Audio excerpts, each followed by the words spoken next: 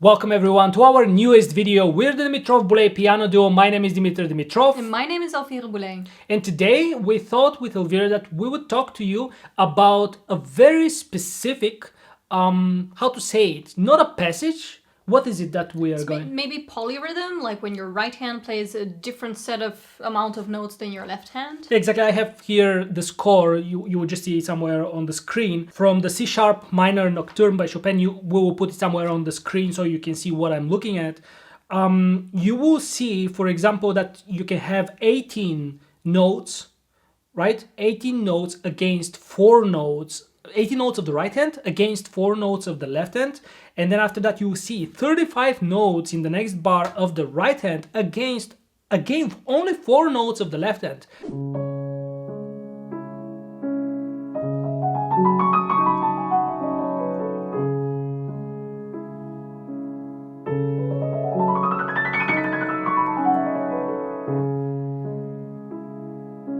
And so we thought we would talk about this specific difficulty because we see a lot of people having trouble when they have to play. I mean, it would be kind of simple if we have just a few more notes in the right hand than the left, or in the left than the right. But in this case, as you can see, it's a lot of more notes against only 4 notes of the left hand. And we see a lot of people having trouble with that. This is something that actually occurs in a lot of Chopin Nocturnes. And I know those are pieces that a lot of our students want to play. And very often when our students meet this kind of passages, they're immediately like, whoa, no, that's too difficult, you know, I can't handle that. But actually we just broke it down into a few steps for you so that it will be easy for you to handle. Now, keep in mind, of course, that we are showing you this specific piece with these specific passages. You can apply absolutely the same with other pieces. That doesn't mean that it's only for this piece. Now, let's get to the real examples, real tips. See you very soon. Now, before we get started, actually, I'd like to play a little bit of the beginning of the Nocturne for you, because this is quite a well-known Nocturne, which a lot of people want to play. It's also actually featured in a very famous movie, The Pianist. So a lot of you might know it from this movie.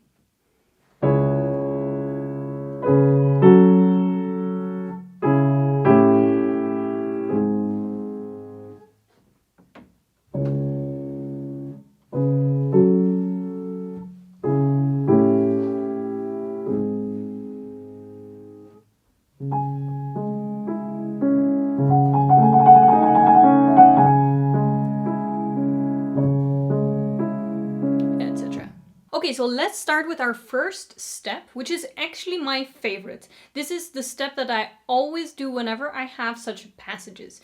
Why? Because it's very easy. You don't need any skills to do it, you just need to count. Now, before we start with the counting, first I'd like you to know the idea of this passage.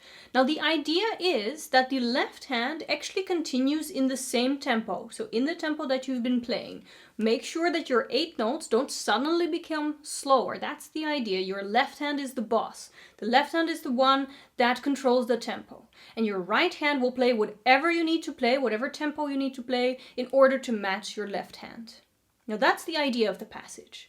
Let's take now a look at our first step in order to decide when are we going to play, how many notes are we going to play in the right hand compared to what we're playing in the left hand.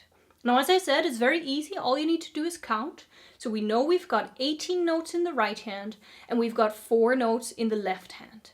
So we can make 4 groups of 4, right? Then you have 16 notes and you have 2 notes left. So that's what we're having. We're having 4 groups of 4 and 2 notes left. So what we're going to do is, in the beginning, the 2 notes that you have left, or whatever amount of notes you have left once you've made your groups, just put them at the end. So what we're going to do is we're going to make the first group a group of 4, the second group a group of 4, the third group a group of 4, and then we have 2 notes left, so the last group is going to be a group of 6. So I'll repeat that once more. We're going to have the first group of 4, so 1, 2, 3, 4. Second group also of 4, so this comes together with the left hand. 1, 2, 3, 4. Then again, 1, 2, 3, 4. And now we have our last group, which is a group of 6. 1, 2, 3, 4, 5, 6. Now, do you notice that I'm playing it a tiny bit faster? That's because I have more notes, so I have to play it a little bit faster. So that was it. That's the first step, and I like it so much because it's an easy step. So once again, just count out your notes, make the amount of groups you can, and see how many notes you have left over. In this case, we had 18 notes in the right hand and 4 notes in the left hand. So you can make 4 groups of 4 notes, but you'll have 2 notes left. Now put those notes that you have left, however many they are, put them at the end for now, because Dimitar is later going to tell you something else about that, but for now, just put them at the end. Now let's take a look at the second passage. That one is quite a lot longer. We have 35 notes in the right hand, and then we have 4 notes again still in the left hand, which means that you can make 4 groups of 8. That's 32 notes. And then you'll have 3 notes left. And as I said before, those notes that you have left, for now, put them at the end. That means our first group is going to be a group of 8.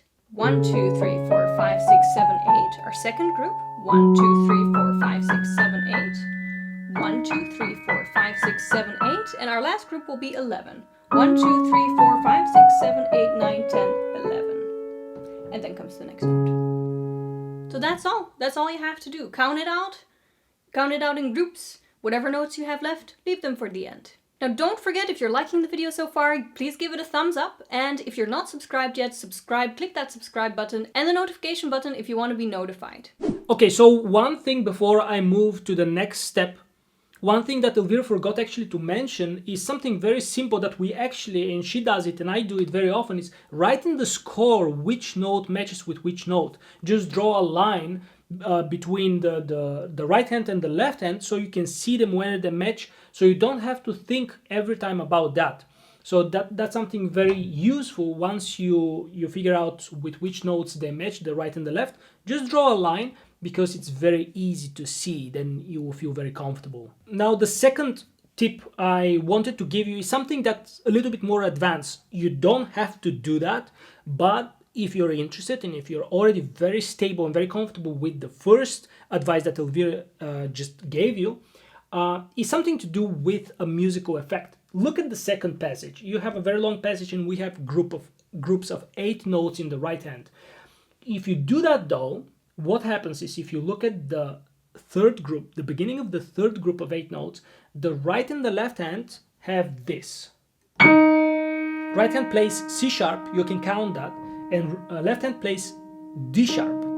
Now, what I mean by musical effect is that's why I say this is a little bit more advanced. Maybe you don't like that sound. Maybe you want the effect of D and D together.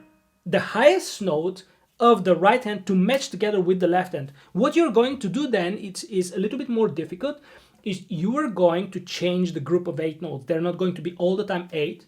So the first group is going to be 8. 1, 2, 3, 4, 5, 6, 7, 8.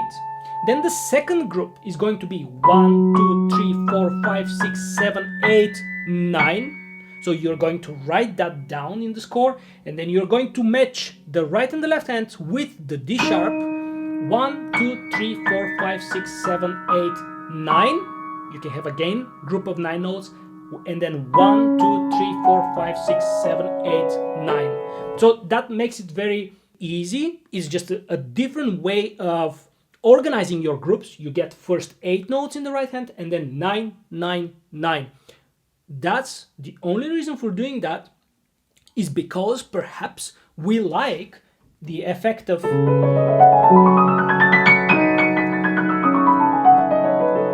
instead of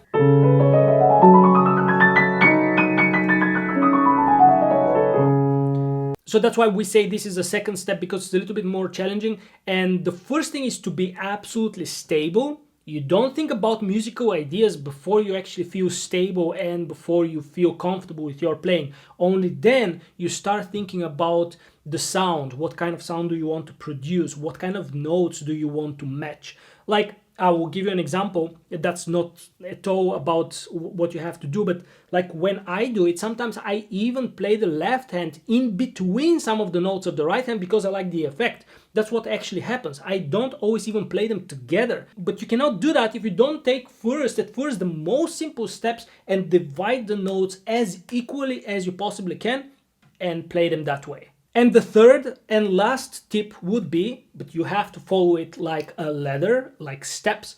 First, what Elvira said. Second, you can divide and change the groups. Basically, that's what it is. You can change the groups. And the third step is only when you're very comfortable at following the groups is to improvise. Because actually this is meant to be approximately, the notes have to be approximately divided within the 4 notes of the right hand. So we don't always play later.